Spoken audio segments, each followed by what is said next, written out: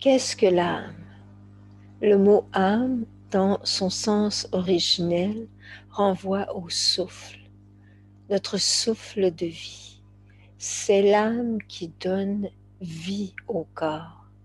L'âme est reliée à notre essence d'être, à qui nous sommes vraiment, au-delà de ce corps physique. Dans les textes sacrés de l'Inde, l'âme est aussi définie comme un feu en soi, un feu qui ne s'éteint jamais. C'est la dimension spirituelle, immortelle de l'être. Cette flamme immortelle de conscience en nous est logée dans le temple de notre cœur, non pas notre cœur physique, mais notre cœur spirituel, notre cœur énergétique. Notre mental, notre raisonnement tend à douter de la réalité de cet aspect supérieur de soi qui cohabite avec notre corps physique. Mais cette dimension de notre être, nous pouvons l'expérimenter intérieurement. C'est pourquoi, depuis des siècles, les enseignements spirituels suggèrent le silence, la méditation et la prière. Le silence apaise le mental rationnel qui nous fait oublier qui nous sommes vraiment. La méditation permet de nous mettre à l'écoute de notre conscience profonde. La prière est une conversation intime entre l'âme et son Créateur. L'âme fleurit par le silence, par la prière. Cet aspect divin en nous a donc besoin de notre collaboration pour accomplir dans notre vie le miracle de réaliser des transformations en nous, le miracle de nous reconnaître enfin dans ce que nous sommes vraiment au plus profond de notre être. Plus nous nous alignons avec la vibration et les qualités de notre âme, plus nous reconnaissons notre raison d'être unique. Et cela nous transforme totalement.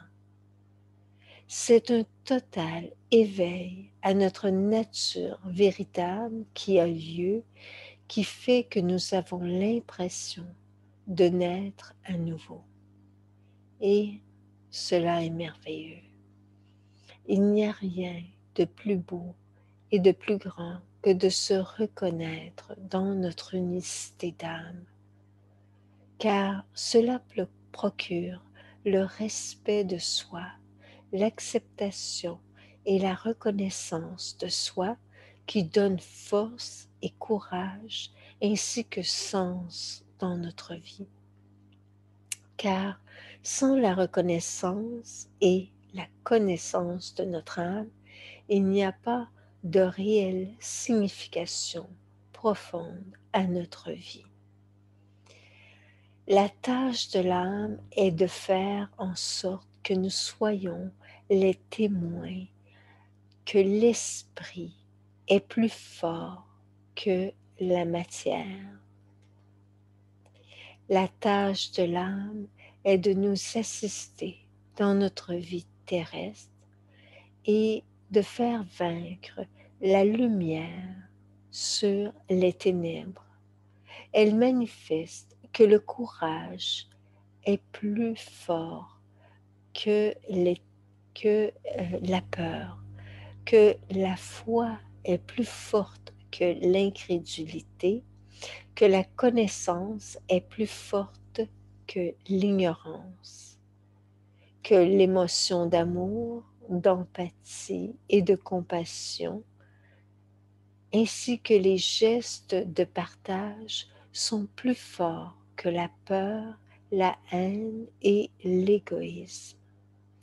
Tout ce qui demeure dans le rationnel, la négation du sacré et du divin, laisse le moi terrestre dans l'ignorance, la souffrance et l'insignifiance.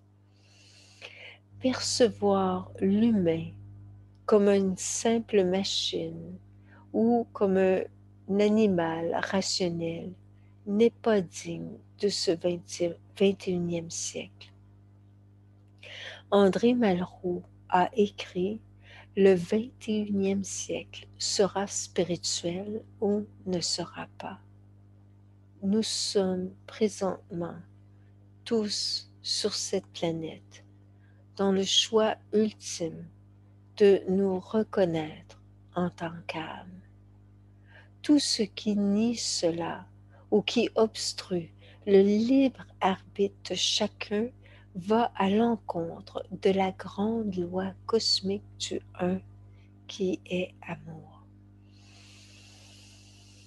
Nous sommes tous à un moment où l'humanité entière doit s'éveiller à sa nature véritable, souveraine et libre.